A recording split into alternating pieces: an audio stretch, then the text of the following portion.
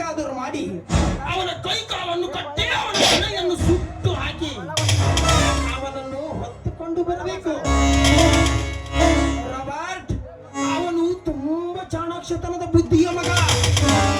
ಮೋಸದಿಂದ ಬಂಧಿಸಿ ತಂದು ಕೊಟ್ಟರೆ ಸಾಕು, ಸಾಯುವವರೆಗೂ ಈ ಗೌಡನ ಗುಡುಗು ಕೇಳಿದರೆ ಅಡಿಗೆ ಸತ್ತಿರಬೇಕು ಆ ಬಡಕುನ್ನಿ.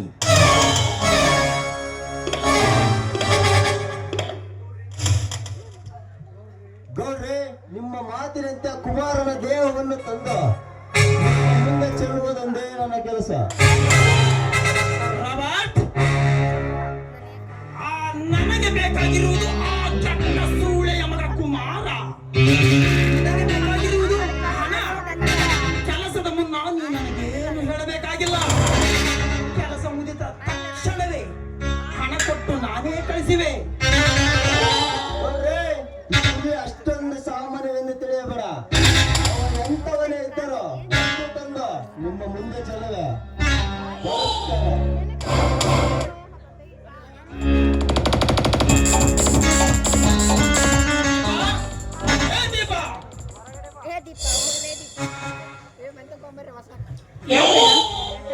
ಆ ಬಾಟ್ಲಿ ಗ್ಲಾಸ್ ತಂದು ಟೇಬಲ್ ಮೇಲೆ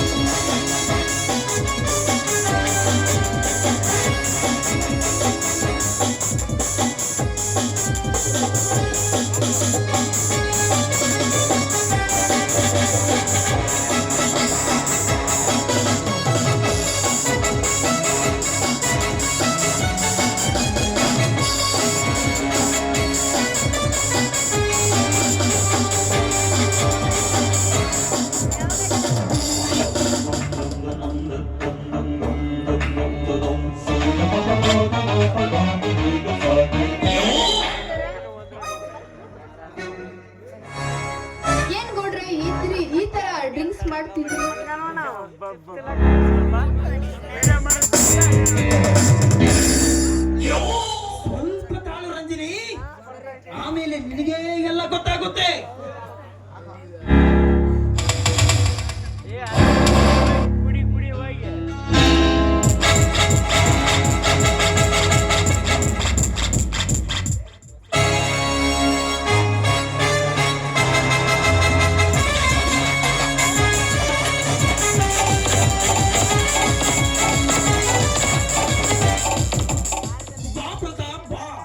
ನಿನ್ನ ದಾರಿಯನ್ನೇ ಕಾಯ್ತಾ ಇದ್ದೆ. ನಮ್ಮ ರಾಬರ್ಟ್ ಆ ಬಡಕುನ್ನಿ ಕುಮಾರನನ್ನು ಹೊತ್ತು ತರಲು ಹೋಗಿದ್ದಾನೆ. ಅಲ್ಲೋಡು ಬಂದೇ ಬಿಟ್ಟ.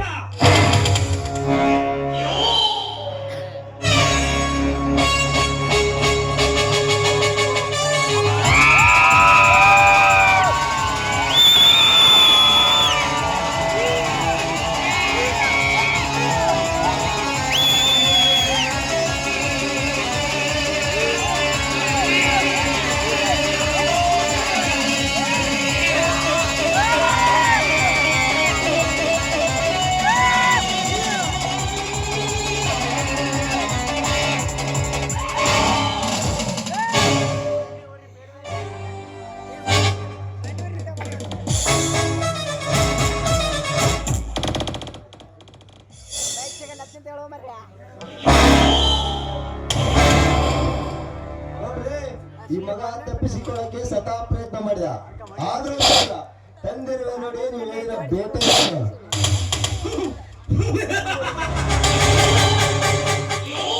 ಯಾವಂಗತ್ತಿನ ತುತ್ತಿಗೂ ಗತಿಯಿಲ್ಲದ ಕತ್ತೆಯ ಮಗನೇ, ಈಗ ನೀನೆಲ್ಲಿರುವಿ ಗೊತ್ತೇ? ಪಾಲಿನ ಯಾವನ ಪಾದದ ಕೆಳಗೆ. ಇಂದು ನೀನು ಬದುಕುಳಿಯಲು ಸಾಧ್ಯವೇ ಇಲ್ಲ.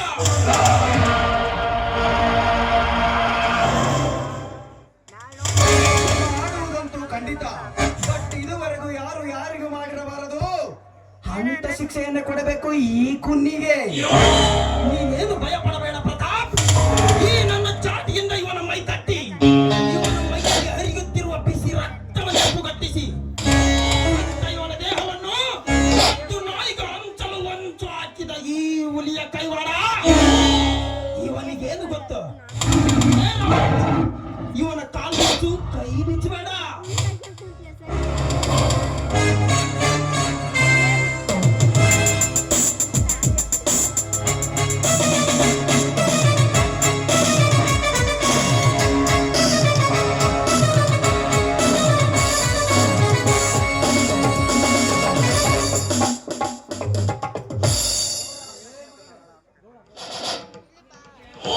ಲೇ ಕುಮಾರ, ದಟ್ಟವಾದ ಅರಣ್ಯದಲ್ಲಿರುವ ಈ ಹುಲಿಗೂ ಅರಕು ಚಪ್ಪರದಲ್ಲಿರುವ ನಿನ್ನಂತ ಇಲಿಗೂ ಇರುವ ವ್ಯತ್ಯಾಸ ಅಂತರ ವ್ಯತ್ಯಾಸ. ನಾನು ಹುಲಿ ಎಂಬುದು ಗೊತ್ತಿದ್ದು ನನ್ನ ಕಣ್ಣೆದುರಿಗೆ ನನ್ನ ತಂಗಿಗೆ ಮುತ್ತು ಕೊಟ್ಟಿದ್ದೀಯಲ್ಲ, ನಾನೇನು ಮಾಡ್ತೀನಿ ಅನ್ನೋದು ನಿನಗೆ ಗೊತ್ತೇ?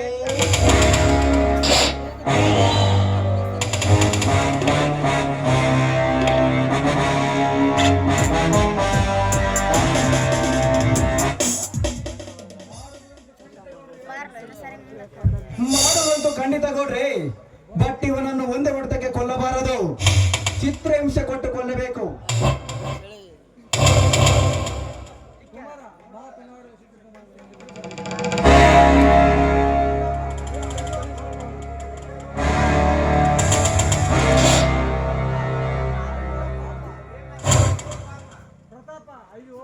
ಅಯ್ಯೋ ಪಾಪ, ಬಾಯಿ ಬಂದಾಗಿ ಬಿಟ್ಟಿದೆ, ಹೇಗೆ ಮಾತನಾಡಬೇಕು? ಮಗ ಏನ್ ನೋಡ್ತೀವ ಮುಟ್ಟಾಳ ಮಗನೇ.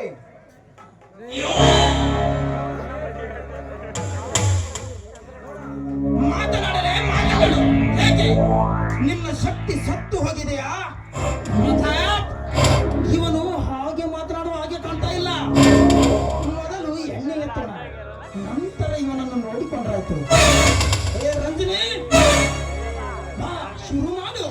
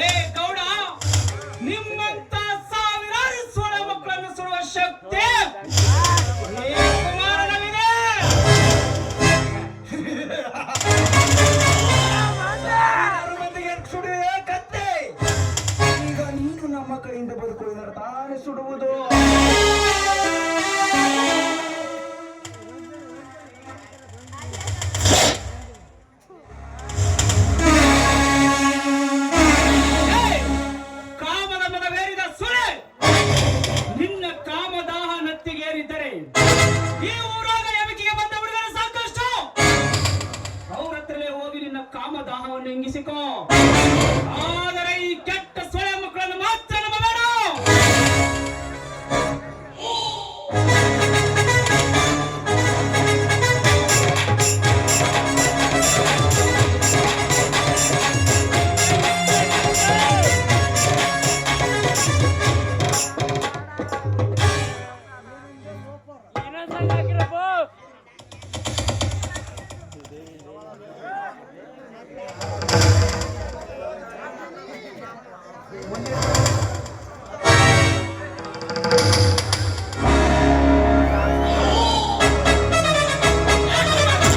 ಆ ಶಬ್ದವನ್ನು ಉಚ್ಚರಿಸಿದರೆ ನಿನ್ನ ಮೂಳೆ ಮಾಂಸವನ್ನು ಸುಟ್ಟು ಬಿಟ್ಟೇನು ಮಗನೇ. ಮರ್ಯಾದೆ ಕೊಟ್ಟು ಮಾತನಾಡಲೇ, ಮರ್ಯಾದೆ ಕೊಟ್ಟು ಮಾತನಾಡು. ಲೇ ಗೌಡ, ಮೂಳೆ ಮಾಂಸ ಸುಟ್ಟಾಕ ನಾನೇನ್ ಕುರಿ ಕೋಳಿ ಅಲ್ಲವೇ? ಮತ್ತೆ ನಿಮ್ಮ ಹಾಗೆ ನನ್ನ ಮೈಯಲ್ಲಿ ಎಡಿ ರಕ್ತವಿಲ್ಲ. ನಿಮ್ಮಂತ ಪುಂಡ ಪುಡಾರಿಗಳನ್ನು ಮಟ್ಟ ಹಾಕಲೆಂದು ಊರಿಗೆ ಕಾಲಿಟ್ಟವನಿದು. ಏನು ಊರಿಗೆ ಕಾಲಿಟ್ಟವನಿ? ಏ ಹುಲಿಯ, ಹುಲಿ ಎನ್ನುವ ನಿನ್ನ ತಲೆಯನ್ನು ಕಡಿಯುವ ಯಬ್ಬುಲಿದು. ನೀನು ಬಾಯಿ ಮಾತಿನಿಂದ ತಪ್ಪನ್ನು ಒಪ್ಪುವಂತಿಲ್ಲ.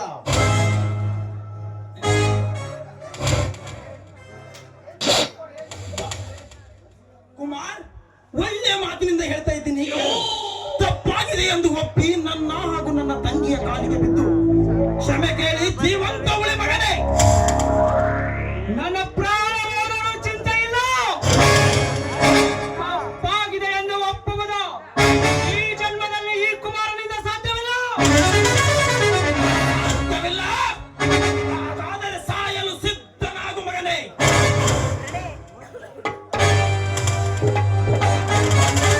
ಅಣ್ಣ ಹೊಡಿಬೇಡ. ಅವರು ಮನಸ್ಸಿನಲ್ಲಿ ಬೇಕಾದಣ್ಣ, ಅವರು ಬಿಟ್ಟು ಬಿಡುವಣ್ಣ. ನಿನ್ನ ಕಾಲು ಬೇಕಿದ್ರು ಮುಗಿತೀನಣ್ಣ. ನೋಡಿದ್ರಲ್ಲ ಗೌಡ್ರೆ ನಿಮ್ಮ ತಂಗಿಯ ಸಹವಾಸ ಎಲ್ಲಿಗರ ಹೋಗಿದೆ ಎಂದು. ಅಂದಂತೆ ನಿಮ್ಮ ಅಸ್ತ್ರ ಶತ್ರುವಾಗುವ ಕಾಲವಂತೂ. ದೀಪ, ನಿನಗೆ ಒಡ ಹುಟ್ಟಿದ ಅಣ್ಣನಿಗಿಂತ ಒಂದು ಮುದ್ದು ಕೊಟ್ಟವನು ಹೆಚ್ಚಾದನೇ. ಎಷ್ಟೇ ಆದರೂ ಕದ್ದು ಸರಸವಾಡಿದ ಮಿಂಡನಲ್ಲವೇ ಈ ಬಂಡ ಸೂಳೆಯ ಮಗ. ಅಣ್ಣ ಬಾಯಿ ಬಂದಂತೆ ಬಗಳಬೇಡಣ್ಣ. ಏನಂದ್ರೆ, ಇನ್ನು ದಾರಿ ಬಿಟ್ಟಿಲ್ಲ, ಇನ್ನು ಮೇಲೆ ದಾರಿ ತಪ್ಪುತ್ತೇನೆ ಎಂದು ನನ್ನ ಎದುರಿಗೆ ಎದುರು ವಾದಿಸುತ್ತಿರುವೆಯಾ? ಒಂದು ಅವಳೆಯಾದ ಹೆಣ್ಣು ಬಾಳೆಯನ್ನು ಹೊಡಿತೀಯಲ್ಲ. ಥು, ನೀನ್ಯಾವ ಗಂಡಸಲೇ? ನೀನು ಗಂಡಸು ಆಗಿದ್ದರೆ ನನ್ನನ್ನು ಹೊಡಿ ಗೌಡ, ನನ್ನನ್ನು ಹೊಡೆ. ದೀಪ, ಕರುಣೆ ಇಲ್ಲದ ಕಟಕರ ಕಾಲಿಗೆ ಬಿದ್ದರೆ ಕರುಣೆ ತೋರುವರೆಂದು ತಿಳಿದಿರುವೆಯಾ? ಅದು ಎಂದಿಗೂ ಸಾಧ್ಯವಿಲ್ಲ.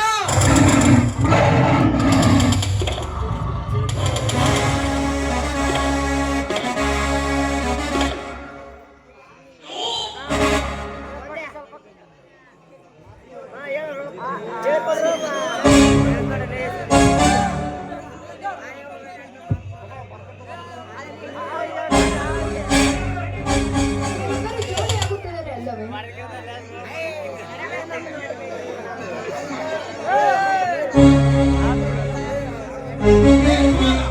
ನೀನೇನು ಮನುಷ್ಯನೋ ಮೃಗನೋ? ಎಷ್ಟು ಒಡೆದರು ಕಣ್ಣಲ್ಲಿ ತೊಟ್ಟು ನೀರಿಲ್ಲ, ಮೇಲಾಗಿ ಸಹನೆಯ ಮಾತಿಲ್ಲ. ಎಷ್ಟೊಂದು ಸೊಕ್ಕಲೇ ಬಡಬಿಕಾರಿ ನನ್ನ ಮಗನೇ. ಲೇ ಗೌಡ, ಮನೆಯಲ್ಲಿ ಗೋಳಿಯಾಗಿ, ಊರಲ್ಲಿ ಹುಲಿಯಾಗಿ, ಬಡವರಿಗೆ ಬಂಧು ಆಗಿ, ನಿಮ್ಮಂತ ಸೊಕ್ಕಿನ ಶ್ರೀಮಂತರಿಗೆ ಶತ್ರು ಆಗಿ, ನಿನ್ನ ತಂಗಿಯ ಪ್ರೀತಮನಾಗಿ ಹುಟ್ಟಿ ಬಂದ ಈ ಗಂಡುಗಲಿ ಕುಮಾರನ ಪ್ರಾಣ ತೆಗೆಯುವುದು ಅಷ್ಟೊಂದು ಸಾಮಾನ್ಯವಲ್ಲ ಗೌಡ, ಅಷ್ಟೊಂದು ಸಾಮಾನ್ಯವಲ್ಲ.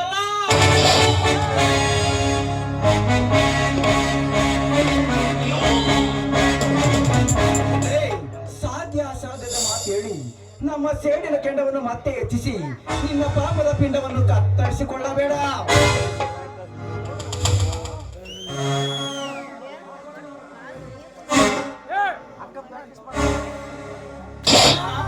ಪಾಪಣ್ಣನ ಮಗ ಅಂತ ಹೇಳ್ತಾನೆ. ಆ ಪಾಪಣ್ಣನ ವಂಶವನ್ನೇ ಸರ್ವನಾಶ ಮಾಡಿದ ಸೇಡಿನ ಸರ್ಪಗಳ ಎಲ್ಲರ ಮುಂದೆ ಸುಳ್ಳು ಕೊಡಬೇಡ. ನೀನು ನಿಜವಾಗಿಯೂ ಪಾಪಣ್ಣನ ರಕ್ತಕ್ಕೆ ಹುಟ್ಟಿಲ್ಲ ಇಲ್ಲ ನಿನ್ನ ತಾಯಿ ಪಾಪಣ್ಣನ ಹೆಸರಿನಲ್ಲಿ ಬೇರೆಯವನಿಗೆ ಸೆರಗು ಹಾಸಿ ಹೊಡೆದವನ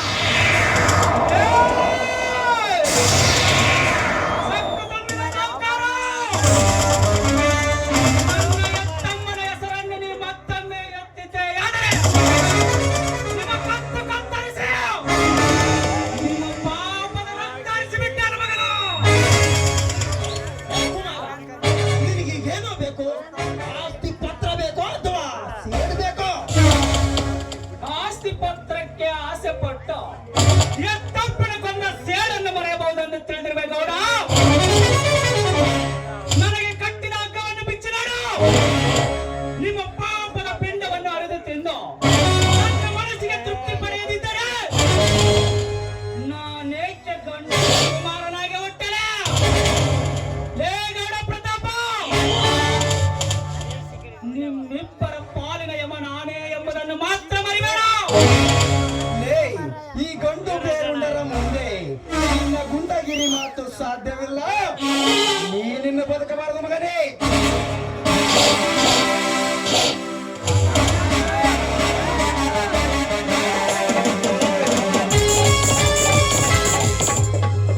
ಲೇ ರಾಬರ್ಟ್, ಇವನನ್ನು ತಗೊಂಡೋಗಿ ಯಾವುದಾದ್ರೂ ಒಳಗೂ ಹಳ್ಳಕ್ಕೋ ಬಿಸಾಕಿ ಬಾ. ಮಾಡ್ತೀನಿ ಗೆಳೆಯ.